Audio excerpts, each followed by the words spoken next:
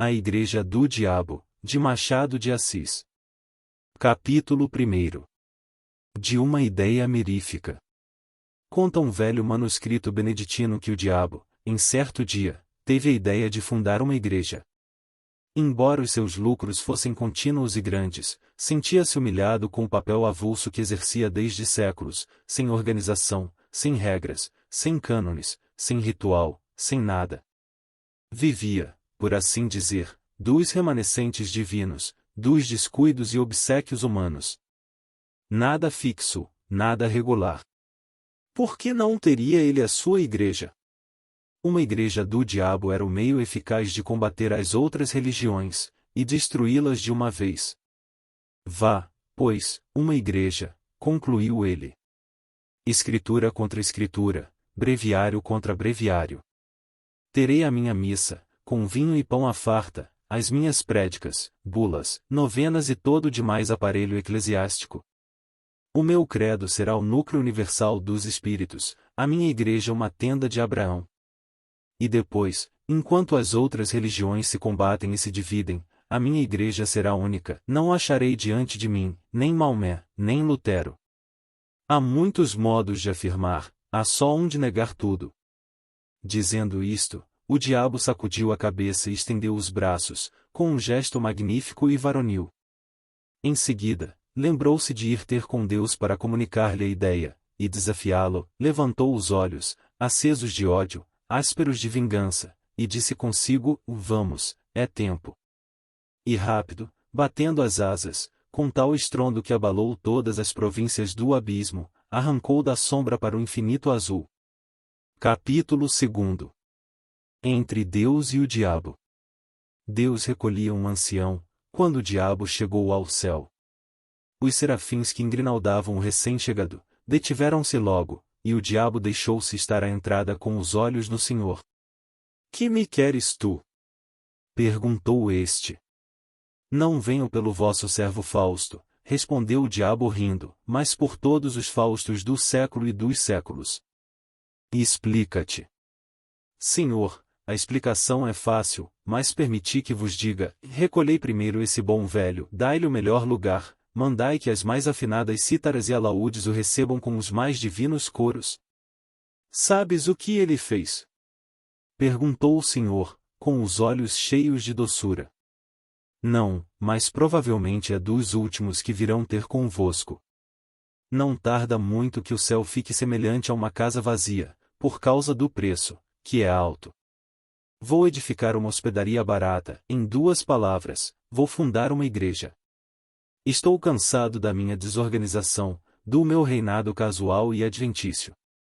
É tempo de obter a vitória final e completa. E então vim dizer-vos isto, com lealdade, para que me não acuseis de dissimulação. Boa ideia, não vos parece? Vieste dizê-la, não legitimá-la, advertiu o Senhor. Tendes razão, acudiu o diabo, mas o amor próprio gosta de ouvir o aplauso dos mestres. Verdade é que neste caso seria o aplauso de um mestre vencido, e uma tal exigência. Senhor, deixo a terra, vou lançar a minha pedra fundamental. Vai. Quereis que venha anunciar-vos o remate da obra? Não é preciso, basta que me digas desde já por que motivo, cansado há tanto da tua desorganização, só agora pensaste em fundar uma igreja. O diabo sorriu com certo ar de escárnio e triunfo. Tinha alguma ideia cruel no espírito, algum reparo picante no alforje de memória, qualquer coisa que, nesse breve instante de eternidade, o fazia crer superior ao próprio Deus. Mas recolheu o riso, e disse: só agora concluí uma observação, começada desde alguns séculos, e é que as virtudes, filhas do céu, são em grande número comparáveis a rainhas, cujo manto de veludo rematasse em franjas de algodão. Ora, eu proponho-me a puxá-las por essa franja, e trazê-las todas para minha igreja, atrás delas virão as de seda pura. Velho retórico! Murmurou o Senhor. Olhai bem. Muitos corpos que ajoelham aos vossos pés, nos templos do mundo, trazem as anquinhas da sala e da rua, os rostos tingem-se do mesmo pó, os lenços cheiram aos mesmos cheiros, as pupilas centelham de curiosidade e devoção entre o livro santo e o bigode do pecado. Vede o ardor, a indiferença, ao menos, com que esse cavalheiro põe em letras públicas os benefícios que liberalmente espalha, ou sejam roupas ou botas, ou moedas, ou quaisquer dessas matérias necessárias à vida. Mas não quero parecer que me detenho em coisas miúdas, não falo, por exemplo, da placidez com que este juiz de irmandade, nas procissões, carrega piedosamente ao peito o vosso amor e uma comenda. Vou a negócios mais altos. Nisto os serafins agitaram as asas pesadas de fastio e sono. Miguel e Gabriel fitaram no Senhor um olhar de súplica. Deus interrompeu o diabo. Tu és vulgar, que é o pior que pode acontecer a um espírito da tua espécie, replicou-lhe o Senhor. Tudo o que dizes ou digas está dito e redito pelos moralistas do mundo. É assunto gasto, e se não tens força, nem originalidade para renovar um assunto gasto, melhor é que te cales e te retires. Olha, todas as minhas legiões mostram no rosto os sinais vivos do tédio que lhes dás. Esse mesmo ancião parece enjoado, e sabes tu o que ele fez? Já vos disse que não. Depois de uma vida honesta, teve uma morte sublime. Colhido em um naufrágio, ia salvar-se numa tábua, mas viu um casal de noivos, na flor da vida, que se debatiam já com a morte, deu-lhes a tábua de salvação e mergulhou na eternidade. Nenhum público, e a água e o céu por cima. Onde achas aí a franja de algodão? Senhor, eu sou, como sabeis, o espírito que nega. Negas esta morte? Nego tudo. A misantropia pode tomar aspecto de caridade, deixar a vida aos outros, para um misantropo, é realmente aborrecê-los. Retórico e sutil. Exclamou o Senhor. Vai, funda a tua igreja, chama todas as virtudes, recolhe todas as franjas, convoca todos os homens. Mas, vai. Debalde o diabo tentou proferir alguma coisa a mais. Deus impusera-lhe silêncio, os serafins, a um sinal divino, encheram o céu com as harmonias de seus cânticos. O diabo sentiu, de repente, que se achava no ar, dobrou as asas, e, como um raio, caiu na terra. Capítulo 3. A boa nova aos homens. Uma vez na terra, o diabo não perdeu um minuto. Deu-se pressa em enfiar a cogula beneditina, como hábito de boa fama, e entrou a espalhar uma doutrina nova e extraordinária, com uma voz que reboava nas entranhas do século. Ele prometia aos seus discípulos e fiéis as delícias da terra, todas as glórias, os deleites mais íntimos. Confessava que era o diabo, mas confessava para retificar a noção que os homens tinham dele e desmentir as histórias que a seu respeito contavam as velhas beatas.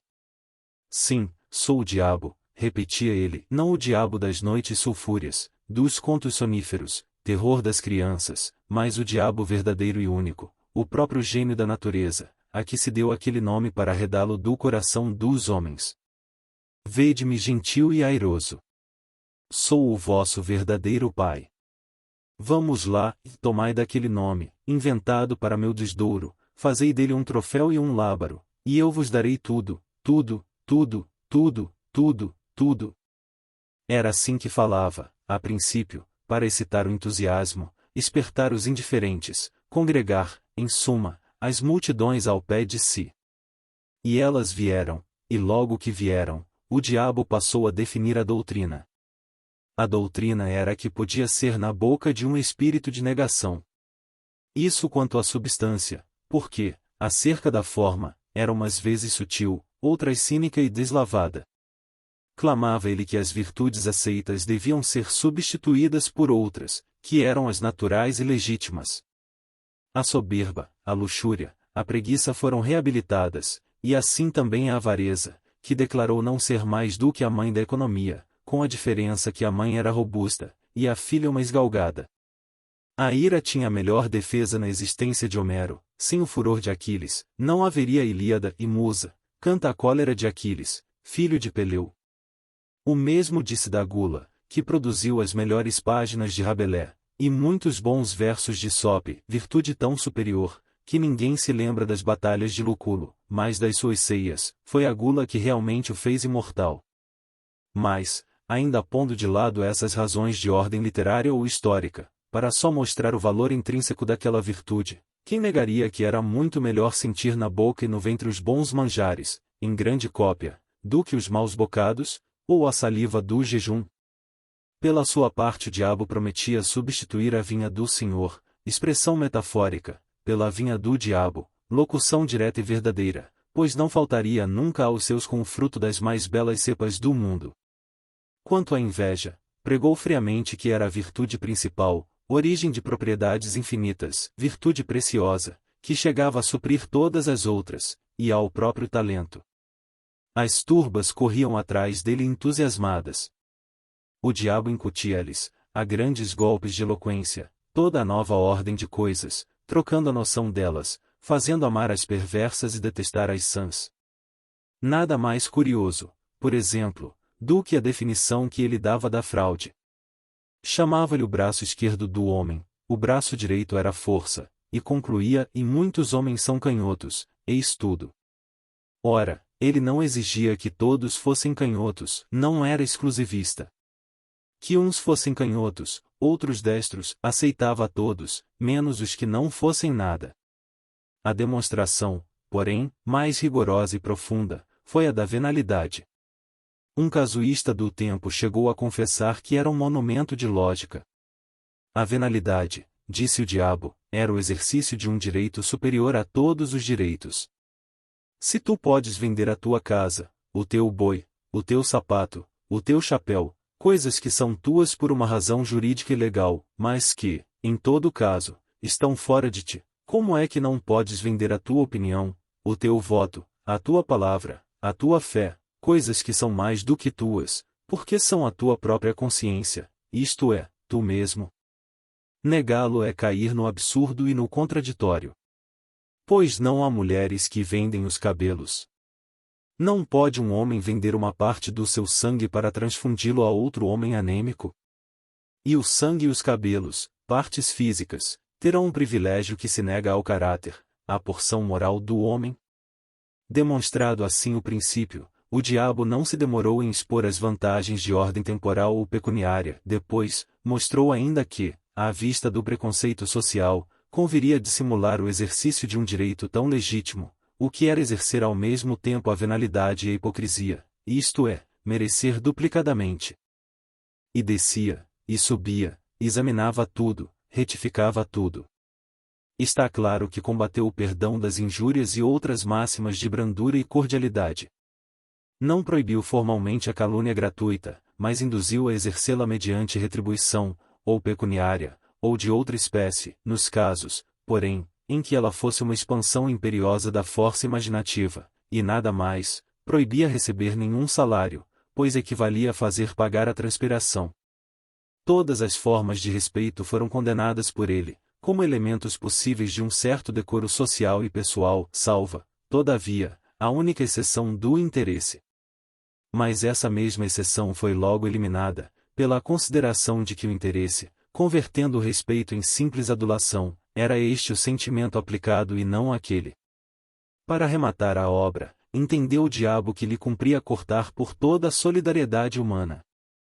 Com efeito, o amor do próximo era um obstáculo grave à nova instituição. Ele mostrou que essa regra era uma simples invenção de parasitas e negociantes insolváveis, não se devia dar ao próximo senão indiferença, em alguns casos, ódio ou desprezo.